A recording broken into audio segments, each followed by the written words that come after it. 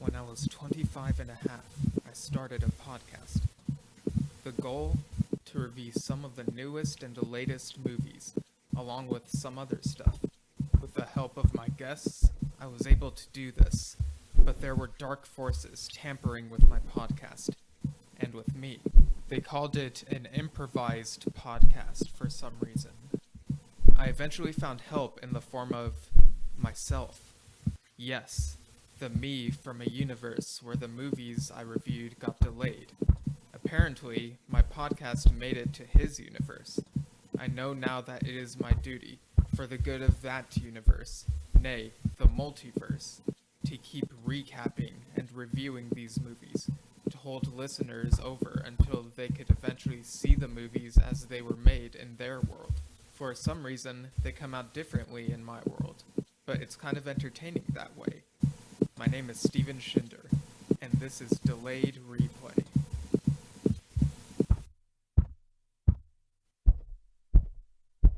Hello, listeners. Welcome to another episode of Delayed Replay. I'm your host, as always, Steven Shinder, and we're going through a few video game movies. Last time, we went through the Mortal Kombat movie, and then the next day, I went and saw Uncharted, and my friend who I have on this episode saw Uncharted as well. Once again, you've heard him before. It is Greg. How are you doing? I'm doing well, thank you. How are you doing? Doing pretty good. Just finished an egg salad sandwich, and I'm sipping this half coffee, half hot chocolate sort of thing. Hey, So, at least it's hot. yeah. Don't want you drinking cold coffee. Right. Because I don't think we've talked about this on the podcast, but off air, me, and our friends have had this ongoing thing of I guess over in England, iced tea is not really a thing, and iced coffee isn't as much of a thing either. Do I have that right? Or Well, I mean, it isn't like Starbucks, but you know how Starbucks is viewed. right? It's all hippie. I've never viewed Starbucks in that way. Like they do play the jazz music when you walk in, but I feel like I've seen other coffee shops that feel a bit more hip. You know so what? To speak. You know what Starbucks feels like? It feels like What? that movie Slacks. Oh, the one with the killer pants. Exactly. That's exactly what it feels like. It's just all really trendy people, and it's like, no thanks. Yeah, you do get those people there occasionally. But yeah, so we're talking about Uncharted, the new movie in which Tom Holland plays Nathan Drake. And we'll get through the other characters and actors as well. But first we should start with what are our prior experiences with the Uncharted franchise. So I can go first since it's pretty quick. I've never played any of these games. I've heard bits of them and sort of looked up bits here and there about kind of what it's about. So this is pretty much Uncharted territory for me. That was good there, Stephen. I bet you waited years just to come up with that joke. Right, and if Ted were here, I would be Uncharted Ted. But yeah, he's exactly. Not here, so no, he's doing his TED talk. Right. To play this snippet for him and see how he reacts. So he'll probably cringe, but anyway. So what are your experiences with the Uncharted franchise before this movie? Well, I started playing them around a year ago because they released a collection of the first 3 games. Oh, nice. Because I bought a PS4 just because, and then I was like, oh, this thing's free, so I'll play this. And yeah, it's basically Indiana Jones, but cooler. I mean, Indiana Jones is pretty cool. Yeah. I mean, it's what you think you would have got if you played the Tomb Raider games, but Tomb Raider isn't the best. Okay. The original ones, but yeah. Right. Like I haven't played those games either, but yeah. So when you say you bought a PS4 just because, were you just like in a store and you saw one and you're like, oh, I have money, I'll just buy this thing and do whatever with it? I was really wanted to play Spider-Man. So Oh yeah. oh, I was buy a PS4 to play Spider-Man, and that's all I've played on it pretty much is Spider-Man on Uncharted, and like there's loads of other games on the PS4, but I'm just like, no, I played what I wanted. The PS4's done its use. Right. And like, is this the same Spider-Man game where like they updated the look of Peter Parker within the last few months, and there's like backlash because Yeah, it looks felt really like weird. like it felt like they were trying to make him look more like Tom Holland yeah. or something, but I don't know if there was like a different I played it actor before. or yeah. So the first one came on the PS4, and then they had they obviously based the Spider-Man off of the voice actor, Right. but then when it came out on the PS5 with the new Spider-Man game, they remastered the game pretty much and changed his look, which is really weird because you play the first game and actually the character's quite well done, and then you look at the character in the remastered one, you're like, ooh, ooh, I didn't want Tom Holland in this. What is it better or worse than the CGI face in the Mandalorian? Oh, it's much worse. Much worse. Yes, in the Mandalorian, you could tell that was not him. Right. Like even before knowing which actor was involved in that scene, I was like, okay, they got a new actor, but at first I wasn't sure if it was CGI or not, but once I knew it was CGI, it became more noticeable and like a video game. But people thought that because people were saying, I can't remember what actor it is, but they have like found a young Luke actor. I can't remember his name. They thought he was going to be in it. Yeah, like lots of people thought Sebastian Stan That would was play it, him.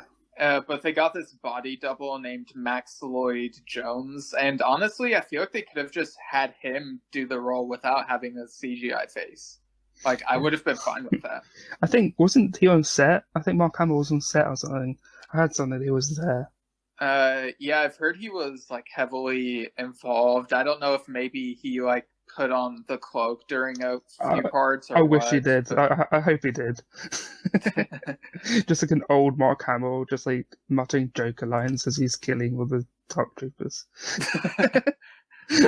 I mean, that's got to be a YouTube video somewhere, right? I'd be surprised if nobody has made that.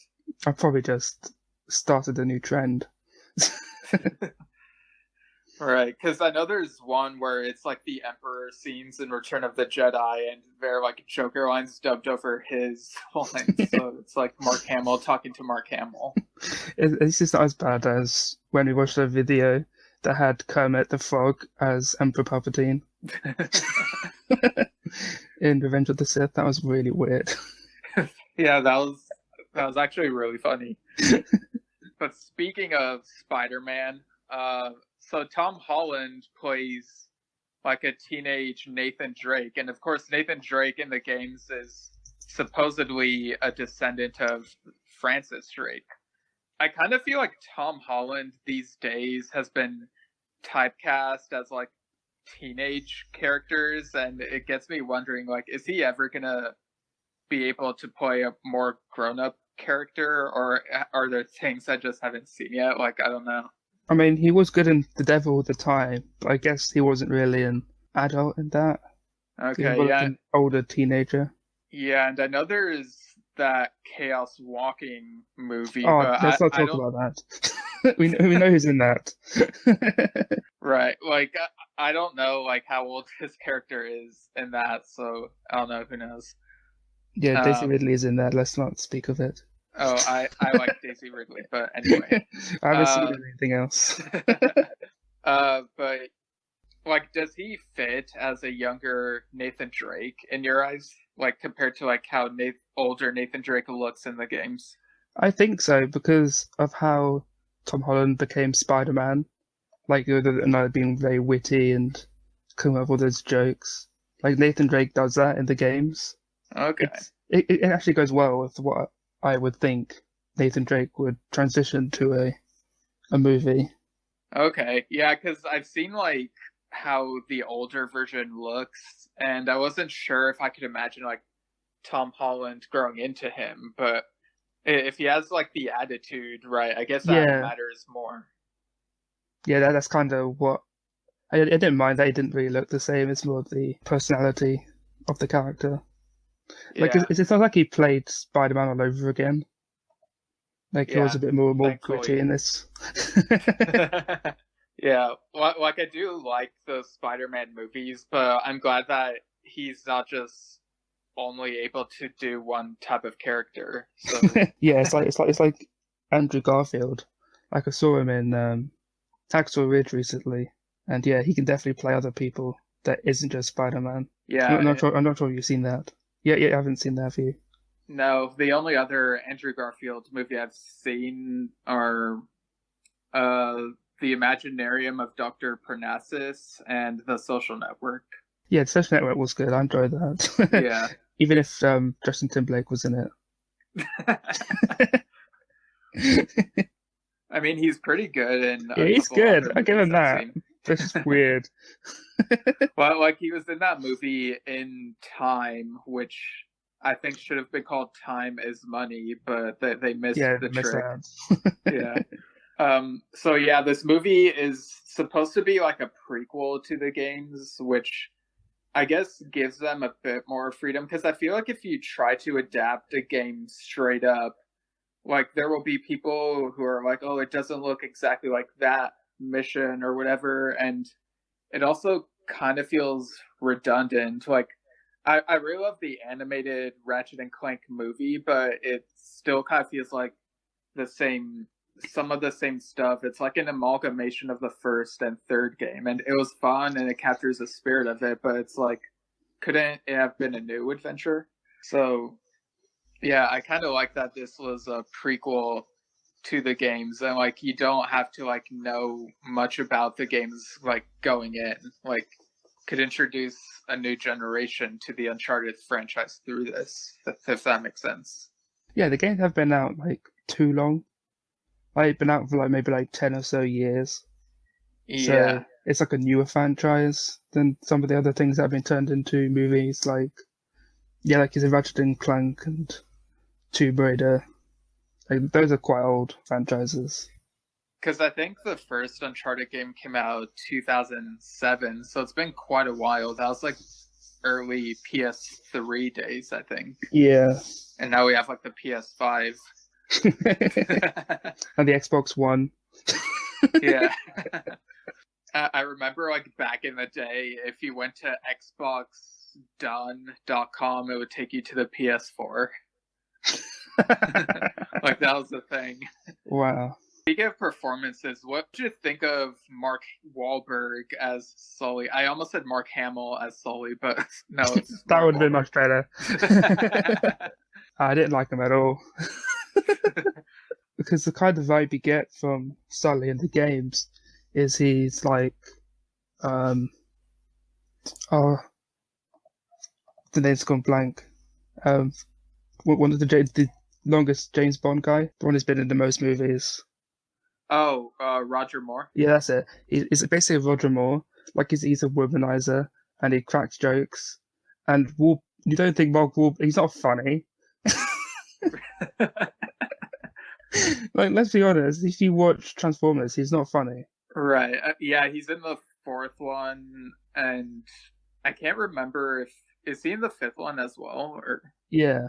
okay. I think I've only seen up to the fourth one, which I mean they should have called that one Transformers, like with the number 4 in the title. But What, like the 7 then? yeah. Oh, Age of Extinction is what that one was called. Yeah, it was like the only Transformers movie title I like cannot remember for the life of me right now for some reason. I remember the last night. Yeah, I remember that title, but that's the one I haven't seen. That's quite funny because it's got Camelot and stuff, and obviously 'cause it's called The Last Night. Yeah, It's really weird. and we also have a Holy Grail in this movie, but we'll get to that. Yeah. I'd be like Roger Moore of the of the of the podcast. I'll be everywhere. And then the later ones get really boring. Right. Roger Moore Say should that. have been Roger Less. Roger Moore, more like really boring. I think Sean Connery has been in as many James Bond movies as Roger Moore, if you include that weird I do want to know one counts. yeah, the like remake of Golden Ball, I think or Thunderball. Yeah, the It non-Eon was one. called Never Say Never Again. Like, I think they've each done 7 James Bond films, if you include that. Oh, okay. But My bad. how dare you not know? Yeah, I've been watching all the James Bond films, and we got Yeah, through. you and James, right? Yeah, we got through Roger Moore's, and I was like, I'm on a break from James Bond for a while because he got so boring. We were on a break. No, he was definitely on a break. Putting it down now for future reference. If a Fred movie comes out. Like, Moonraker was the last one you two watched, right? Oh no, I actually finished Roger Moore's movies. Oh, okay. So we watched the ones after that. Yeah, so like you have Timothy Dalton whenever you get back to it. Yeah, I'm excited. James has told me he's quite fun. Okay, yeah, and this is like, for anyone confused, we mean like James McHarry, our friend from like the Society, who's in the Kingsman episode. Yeah, because we keep saying James a lot, but yeah. Yeah. Oh, but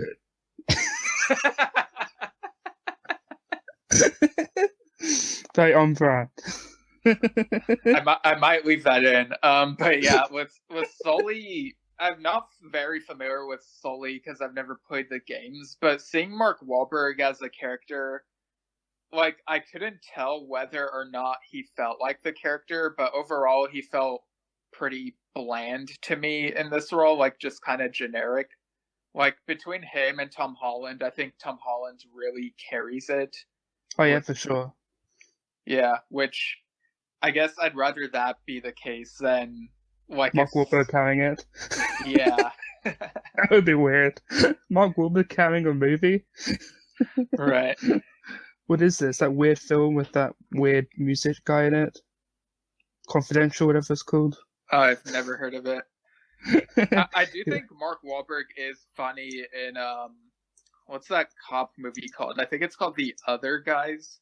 Oh yeah, that one. Yeah, he's pretty funny in that one. Is that one where they jump off the building and just land on their face? Or is that something else?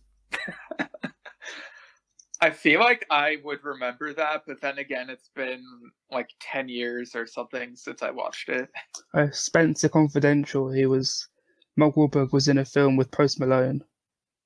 Okay. So that kind of says it all. So yeah, Nathan and Sully, obviously they are treasure hunters, and what's kind of funny is that since this is like the early 90s, you get like these 90s references, like when they're driving and like Nathan puts in like a cassette tape and it's of the New Kids on the Block album Step by Step.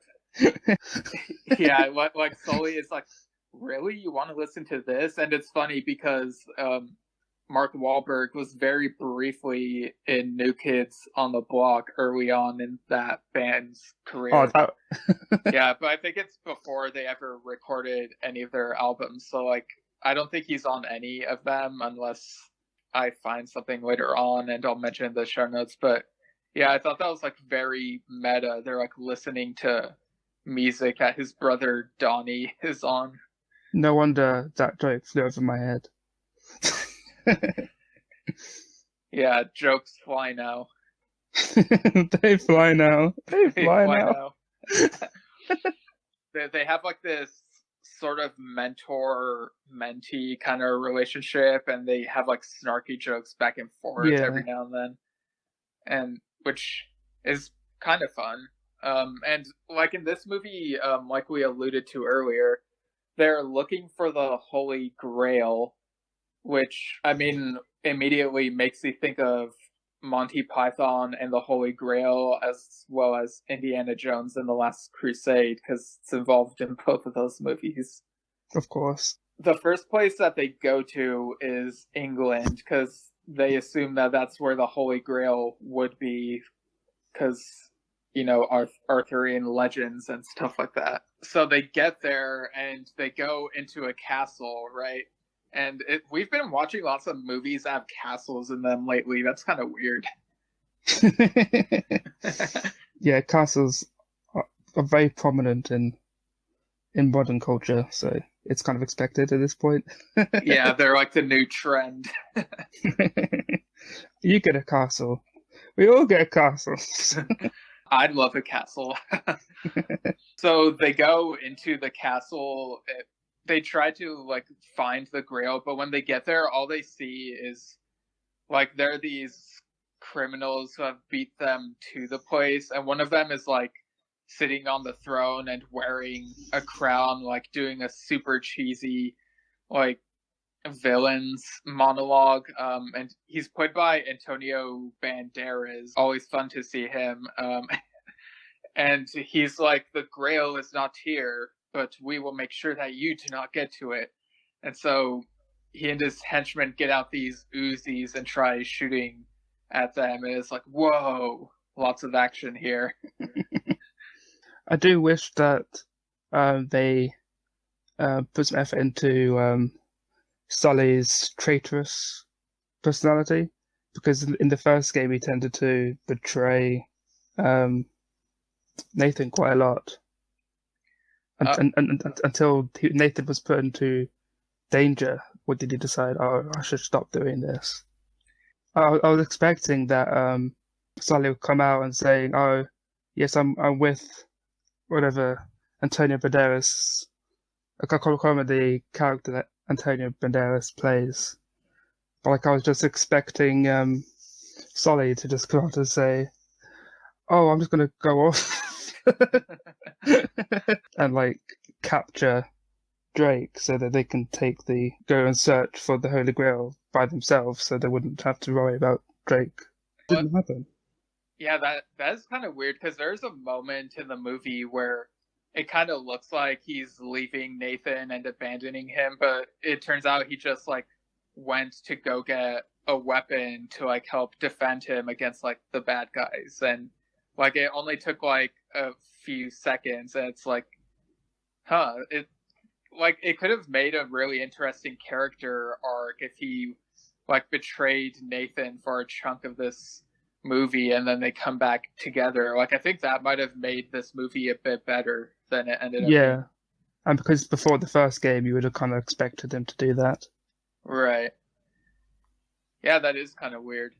Because we do also see Nathan's brother Sam, and like Sam tells Nathan, "Be careful with Sully. I'm not sure that you can trust him." And it's like they don't really hit on that very much. Like there's never that thing where like Sully does something that's like super bad, and it's like, oh, how are they gonna recover from this and be able to work together again? Like it kind of feels like they set something up and then didn't really follow through with it.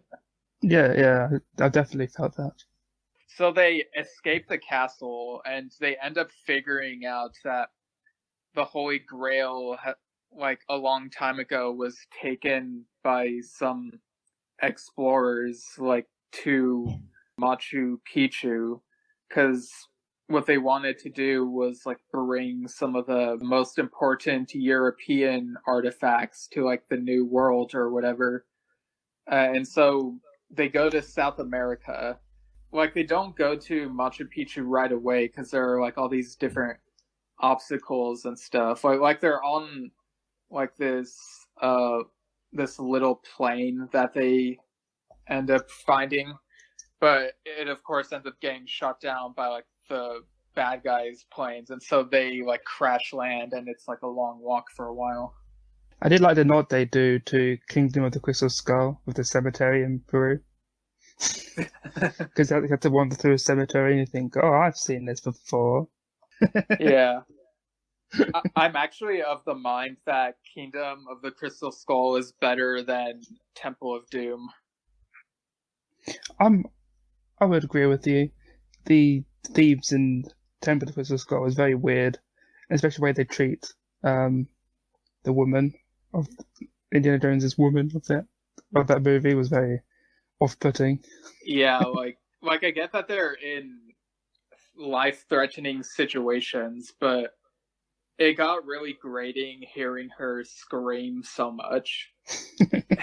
And it's like, do we really need this much screaming? But it helps to know that in the Lego Indiana Jones game, that character's special ability is screaming. What? Yeah, She can scream and crack glass. So yeah, character traits. Yeah, they're really leaning into it. I remember, like, growing up, like, Short Round, you know, the kid who's with Indy in that movie. Yeah. Like, my headcanon was that he's, like, the grandfather of Data from the Goonies, because it's the same actor. Oh yeah. I was like, I've seen this kid before. It's so hilarious. Yeah, the Goonies is also kind of like Indiana Jones, but with kids, and funny. Yeah. Like, unironically, I think I like the Goonies more than any of the Indiana Jones movies. Like, I do really like the Indiana Jones movies, but I'm just more entertained by the Goonies overall.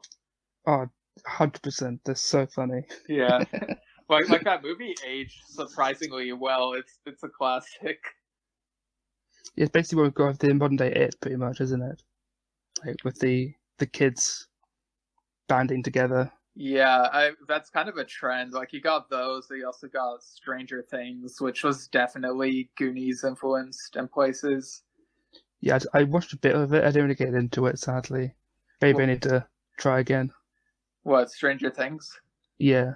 Yeah, it's one of those shows where, like, sometimes there are TV shows where the first season is the one I'm most impressed with because it's something kind of fresh and new, and, like, the subsequent seasons don't really top it for me.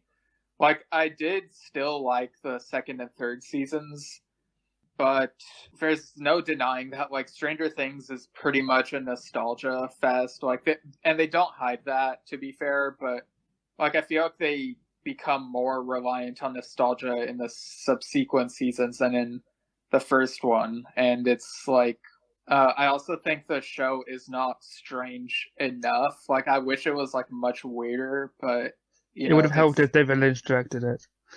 Yeah. Yeah, like, Stranger Things is for normies compared to David Lynch stuff. Definitely. But it's sad I'm not even old enough to, like, know what they're trying to reference and stuff. Oh, yeah. I mean, I was born in 94, but I still recognized, like, some of the references that they were making. But I do have a friend who, like, she didn't recognize the Never-Ending Story reference in one of the episodes. So I think it's going to, like, depend on, like, how much 80s stuff each person has seen or whatever. Yeah, I've skipped a lot of 80s movies. I'm like kind of going back and watching all the main ones because my mum's always like, "You haven't seen Rocky?" So... yeah, like your mom is shaming you about like not watching pretty much those movies. Pretty much, because she's like, "You watch so many movies, but you haven't seen any of these fantastic movies." It's like, I wasn't born yet.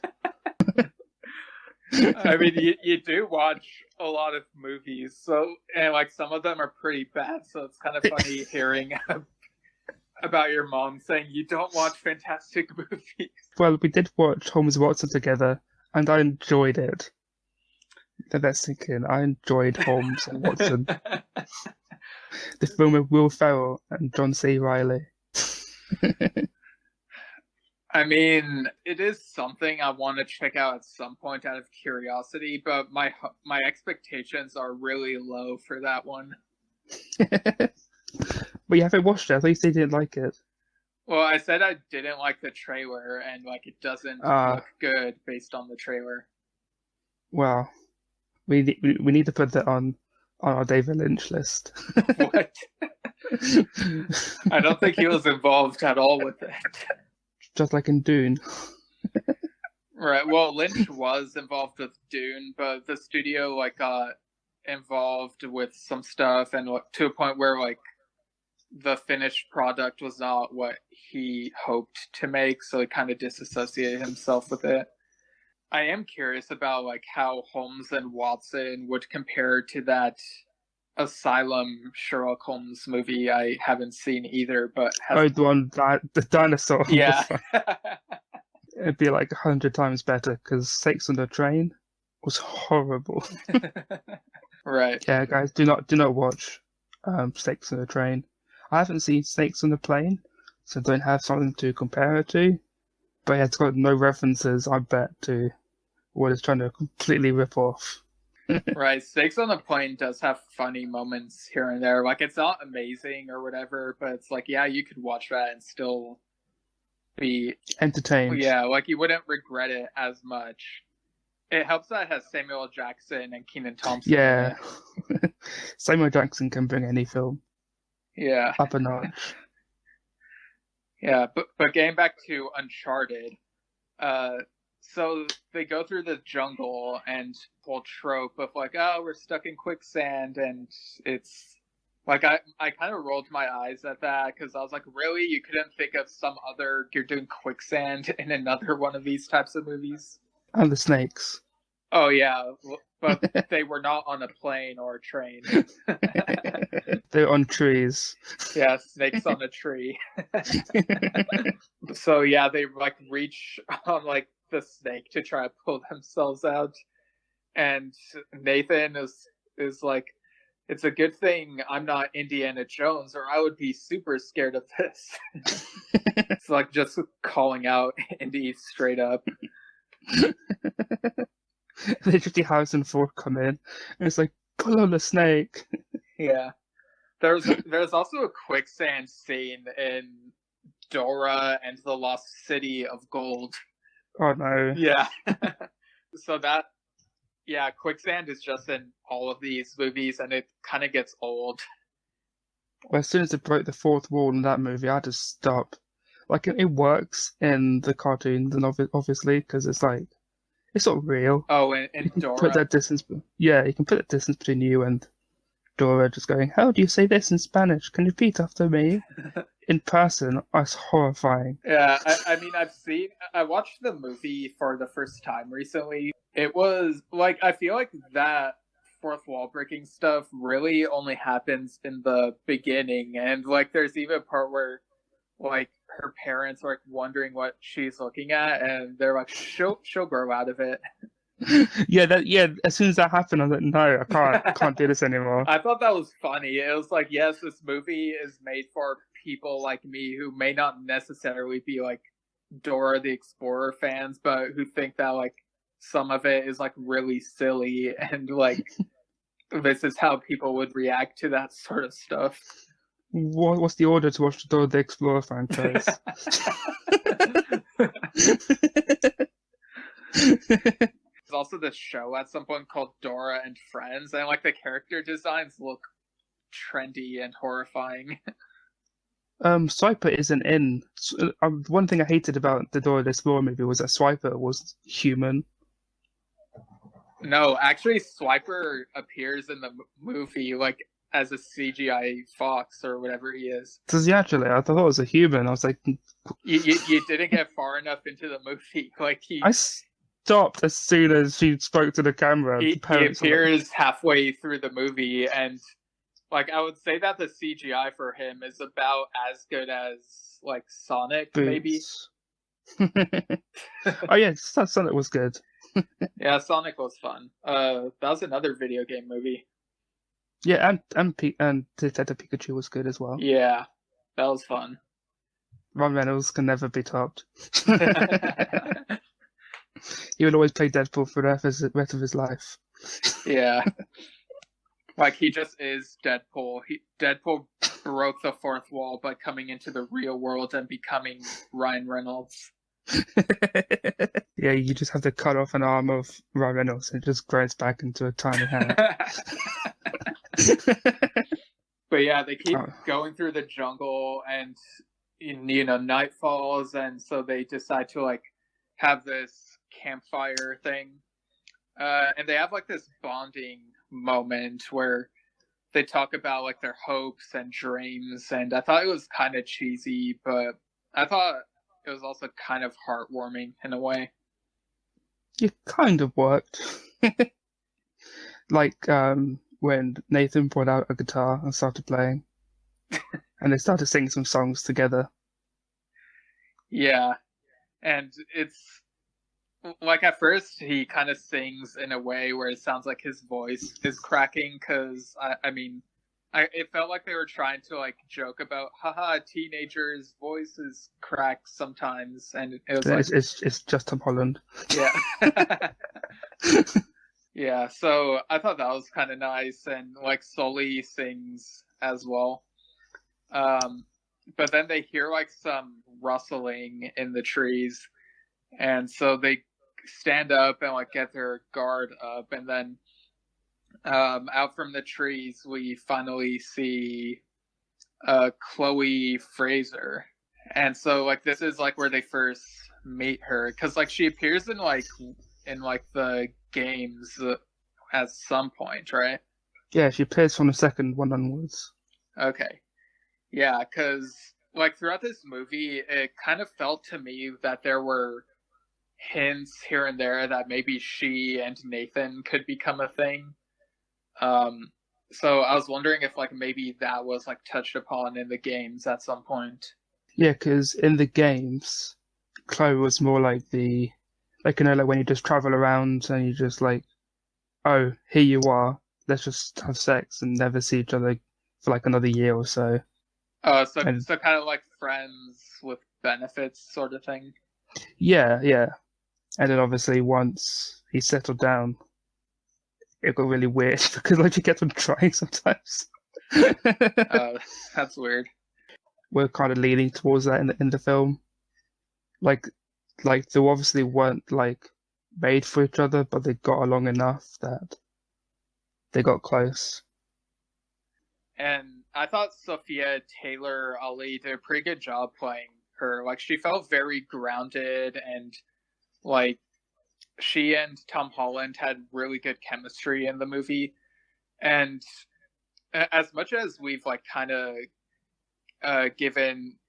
we've kind of like said that Mark Wahlberg isn't that funny, I did in this movie, I did think it was kind of funny how he was teasing them a little, because he was like, you two, he would talk to Nathan and be like, you're totally into her, I can tell, and it's just like weird and cringeworthy.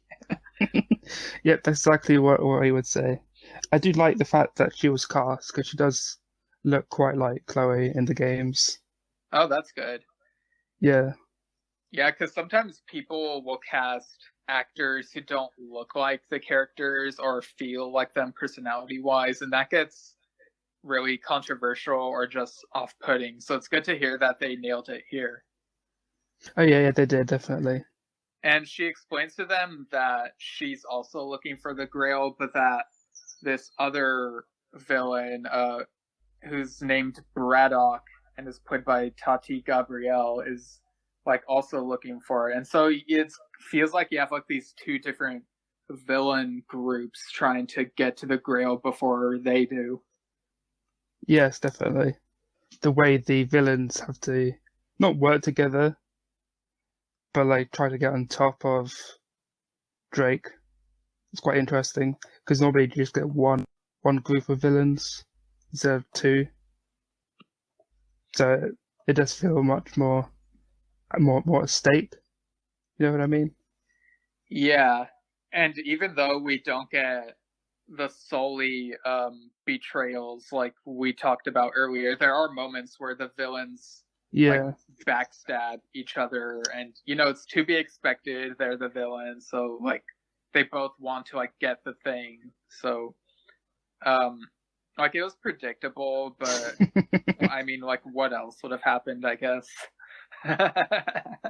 So they get to like these mountains, and as they get closer to Machu Picchu, and like it looks like an agonizing hike, and Sully is complaining, whereas Nathan and Chloe are like better, and I guess they're more fit and energetic, like getting up this mountain, and so it's kind of like Sully is the definitely Gimli of this, like Gimli in the he's better than oldie. Right. Yeah, because I think here he's supposed to be. Actually, how old is he supposed to be? Let me look that up real quick. Let's see. The Uncharted wiki says Sully was born. Yeah. Not. Okay. Yeah. So he's supposed to be like 40. So he's definitely on the older side. Also, here's a weird thing about the wiki. So if you go to the Chloe Frazer page on the Uncharted wiki, like under history, there's like I guess her earliest chronological appearance. Right before she eats a hamburger. That must say was quite delicious. Yeah, under the history it says before the comic, and then that's the section, and then it just has one sentence. It says, right before the Uncharted comic, she ate a hamburger that that's still in there. Quite delicious. Maybe even Bob's Burgers. Right. But yeah, eventually, like, there's like this huge fight on like the mountain, and like everyone's like shooting at each other, and they also try to stealthily get around the villains and try to knock them out with like a rock, because like I don't know how realistic it is, like how easily you can knock someone out with a rock like that, but that's what they do. And so like there's this race to Machu Picchu, and it feels kind of comical to me. Like it feels very Emperor's New Groove, the sequence where I don't know if you've ever seen it, but where they're racing back to like the Yzma's lab toward the end. But yeah, they get to Machu Picchu, and there are like all these different booby traps in the section where they're trying to find the Grail, which I thought was like booby traps in general are pretty cool. Yeah, especially when they're done well. Yeah, what was your favorite booby trap in this sequence or this section of the film? I'd probably have to say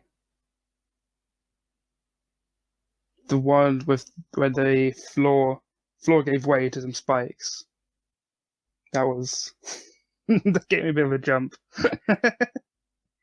Yeah, like some of the villains fall into that, and like the camera has to like cut away, but you see like their reactions and the looks on their faces. This is not an R-rated film. Oh, that's not pretty. Give me no violence. Unfortunately. I thought one cool booby trap was like when they finally get to the Grail. It's like after they solve this puzzle that involves like fire and a riddle or whatever. So like they get to like this table that's full of like there are lots of cups trying to say and mugs and like. Wait, what? Are you trying to say this film is just Indiana Jones and the Last Crusade? Well, it kind of feels like the inverse of it, because like you do see like a golden grail in the middle of it, and like one of the villains is like, I've seen Indiana Jones and the Last Crusade, so I know it's not the golden one. And like they pick up a mug, and then that causes like a spear to fall down and like kill them. So like all the villains and their henchmen like try to pick up like different cups trying to get like the correct one, but they keep like getting booby trapped to death, and it's kind of funny until like Nathan picks up the golden grail and then nothing happens, and he's like, okay, yeah, it's simple as that. So what'd you think of how they resolve this whole thing? Well, given that most of the villains died picking up the wrong chalice, they had to fight Yeah. the way. Drake and Sully and Chloe had to fight their way through the remaining villains, so Braddock and Antonio Banderas' character, out of Machu Picchu, and then obviously the action scene that every film needs is when one of their friends has a plane and to jump onto the plane and escape. Yeah, and it turns out to be Nathan's brother Sam, and he's like, I knew you would get into trouble, and it's just like super convenient that he's there to pick them up. And yeah, like as Braddock and Antonio Banderas chase them, they trigger more booby traps, and so like the building they're in pretty much just collapses onto them, and so like they're probably dead. But then they return somehow. Dark magic cloning. Yeah, because there is that post-credit scene where you see their hands under the rubble, and then like their fingers twitch, and it's like they flying out. Wait, what? Or like that was the mid-credit scene, but yeah, I thought that was weird. But getting back to our heroes, they like go to like this hamburger place, you know, have a snack, and as they're like trying to figure out what to do with the Holy Grail. And what did you think? Well, of I love what that Chloe decided to eat a hamburger and say, "This is quite delicious." We finally got the answer we needed. Well, they reminisced on the adventure that they had, and they knew that they had to part ways because obviously Chloe has her own life, and she's a drifter per se, so she has her own adventures. Yeah, and they pretty much like are able to sell the Holy Grail, which I'm not sure how I felt about this. Like, I don't know the characters that well, so I wasn't sure like if this was in character for them. Sully's always after the money. Okay. So it makes sense for him. And then Drake was like, no, can't we just keep it and keep it safe? But no, so Sully takes it off him and sells it. He does the annoying thing of like, I'm the adult, you will understand when you're an adult. It's like, dude, you know you can be wrong, right? Like, it doesn't matter that you're an adult. Like, yeah, so I kind of wonder if maybe in the future we'll get some adventure where Nathan tries getting the Grail back and doing something. Yeah, I wouldn't want to see another who knows. Holy Grail movie. Yeah, but there's also like the post-credit scene where like it shows Sully and Nathan on their adventure, and their faces switch from like live action to video game graphics, and then it zooms out from a TV and you see the kids from the newer Jumanji movies playing the movie as a video game on a PlayStation 5. And then up comes the Sony advert for the PS5. Yeah. I guess this whole movie was them playing a video game, which I guess makes sense because there was that moment where we see Nathan fall to his death, and then like it flashes back to like before the moment as if he was imagining like what could happen if he fails. But I guess that was just them playing the game and like yeah, it would be good to watch it something again, I would think, as a I didn't see that kind of thing. Yeah, like it was a funny Easter egg post-credit scene because like it's all Sony, like Jumanji and this Uncharted movie and New Kids What, does Sony own that? music, I guess. But yeah, like Sony Music owns that. So that's why we got like New Kids on the Block music throughout. But I kind of wonder if maybe Sony is setting up a possible crossover between Uncharted and like another Jumanji movie. Like, I think that could be silly, but yeah, we're quite fun, pretty honestly. meta. Yeah, but do you think the fact that like we're shown that this movie was a video game that they're playing, like, does that kind of ruin the immersion for you? Less real, or is it just like, Yeah. well, the video games are Yeah, the video fun games are and, very like, this fun, was still so it fun. just adds to that nostalgia of playing those games. It's just like, oh, this is what it felt like to play this. Yeah. Yeah, so you saw yourself in them. Right, that's fair. I guess for me, it kind of breaks the immersion a little bit, because it's like, oh, if we ever see an Uncharted movie again, it's like, oh, that's just someone playing the game. But I mean, it's like still part of Yeah. the canon of the video games, I guess. Oh, Adventures of Tintin. It's another movie that has like this Indiana Jones feel to it, and it's a lot of fun, and it's really well animated. Like, it's really good 3D animation, and I'm surprised that like it still Is that a doesn't have a Spielberg sequel. one? Like, I love that movie.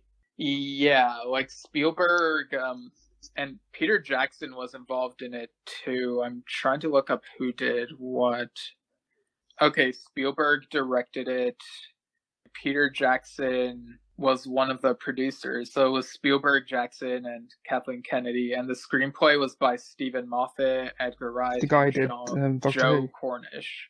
Oh, that's quite cool. Yeah. The good ones. I feel like Moffat has had mixed success with Doctor Who. Like, he's had some good stories, but also some questionable ones. Like, some episodes that don't have really good payoff. But yeah.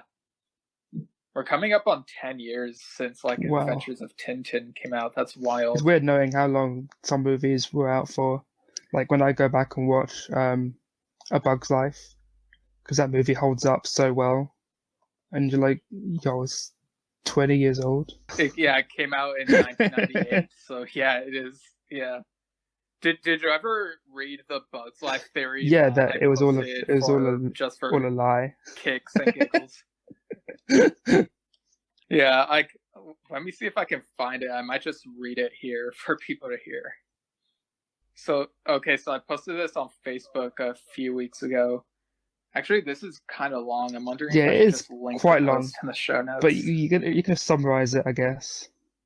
Yeah, so basically this whole thing hinges on how, like, after Flick like flies into the rock, and he says, "I'm okay," like, well, the kid says, "Your dad's right, he's gonna die," but it's like the wrong kid. Like, his dad said the other thing, and so, like, I came up with this crack theory that, like, oh, the wrong kid said it because it's all Flick's dying dream. And like, his death was like foreshadowed because like he tries leaving on a dandelion seed and then flies into a rock. And earlier in the movie, Dot is like, he says pretend it's a seed, and Dot says it's a rock, and it's like a warning that like it. Yeah, they went to say the circus. Whatever. The circus bugs were all in his dream. Oh yeah, because like the circus. Yeah, those are bugs weird. thing is super absurd, so it has to be a dream. Yeah. Like no humans notice. Yeah, just that. a circus with the what was it, like a beetle? Yeah, the beetle, the butterfly, the stick insect. Oh, the praying Yeah, that was mantis weird. and the butterfly are a couple. Yeah, but anyway, so I guess we could go into final thoughts and score that out of 10 for this Uncharted movie. So where are your? I feel like it was a good Indiana Jones movie. No, I actually enjoyed it, even though Mark Wahlberg was not what I wanted from Sully. I feel like they both complemented each other. Wasn't as funny as I hoped, but hey, kind of everything. So the action scenes were tight.